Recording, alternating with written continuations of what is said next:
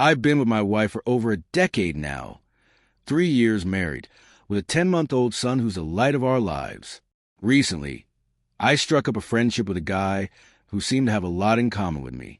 We bonded over finance, fitness, and fatherhood. He's a single dad to a 7-year-old girl, and for what I've seen, his co-parenting situation is rocky. His ex publicly puts him down, and he's trying to find his footing both in dating and life. He started coming around a lot. We'd work out together in my garage gym weekly. Over time, he got comfortable being around my family too. That's when I noticed something that didn't sit right with me.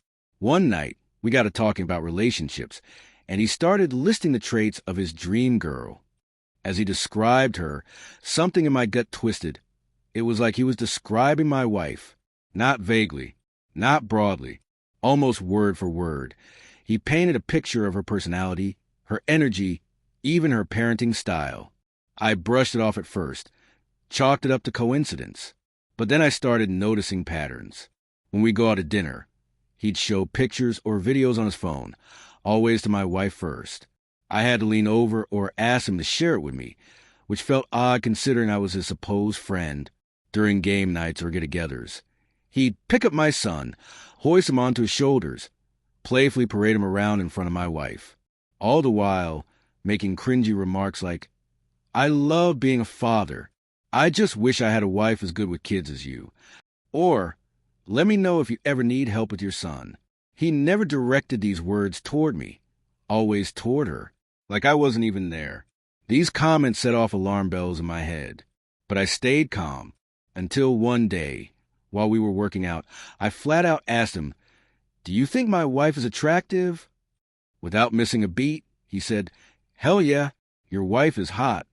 He laughed like it was just locker room honesty, but that comment echoed in my head long after. Still, I kept my cool. Then came the kicker. He asked if my wife could find him a girl at her workout class that looked like her. Not a girl, not someone nice. A woman who looked like my wife. That wasn't coincidence. That wasn't harmless. The final straw came when we were out for dinner with his family, who were visiting from out of town. We were waiting for them at Starbucks near the restaurant. He came to fetch us and waved, saying they were ready. As I packed our son's bag, my wife was maneuvering the stroller.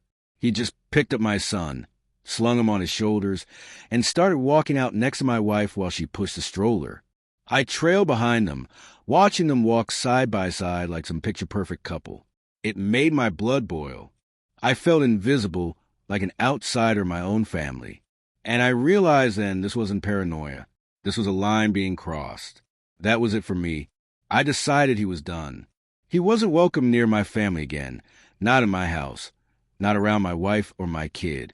If we ever ran into him in a group setting with 6 or more people, fine. But if it was more personal, we were leaving.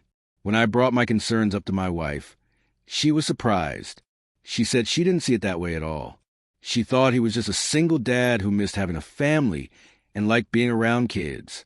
She took his comments as wistful, not suggestive. I asked her if he had ever contacted her directly, through text or social media. She said no. I told her it felt like he was constantly peacocking in front of her, always trying to impress. She still didn't see it. But then one of our female friends, someone who also knows him, came over and backed me up. She looked my wife in the eye and said it was obvious the guy had a crush, whether he realized it or not. That shifted something. My wife admitted she now felt uncomfortable, even embarrassed that she hadn't noticed earlier. We both agreed we'd no longer allow him around in any personal setting. If we ever saw him again, it would be strictly public and strictly distanced. I didn't confront him directly. I decided instead on a quiet cutoff. No angry blowout, no dramatic speech. Just shorter replies, unanswered calls, and silence. My thinking was this. If I tell him straight out what I see, he might just learn to hide it better. Be sneakier. Try to win over mutual friends with some sob story. I didn't want any of that drama. There was one last party at his house that we were invited to. My wife and I skipped it, which caused a bit of tension between us. She said she didn't think it'd be a big deal if we were surrounded by friends. I disagreed. We argued, but eventually made up by going out elsewhere that night. What mattered was we didn't go. A few friends who knew him also opted not to attend, saying they had noticed the same weird behavior around my wife. A couple did go, but later told us they were the only couple there, which confirmed something for me. This guy didn't really have his own circle, just mine. Oddly enough, after the party, he started sending me texts and pictures of some new girl he claimed to be dating, said she was hot, showed me pictures of them together, and told me we should double date sometime so you can see I have a girl. That comment struck me as weird. Why would I need to see that? Why did I need proof? I asked how they met. He said Tinder. I asked to see their messages. He claimed he deleted them. The woman's Instagram had over 37,000 followers and was filled with globe-trotting luxury photo shoots, Dubai, London, glamorous looks. It screamed influencer or possibly something more transactional. Given his usual habits, frequenting strip clubs and constantly chasing validation, I suspected he might be paying for companionship. But honestly, I didn't care. That wasn't my concern anymore. What mattered was this. My wife and I are solid. My son is happy, healthy, and thriving. I've got work, a family, and peace in my home again. And I've learned to keep the grass cut low.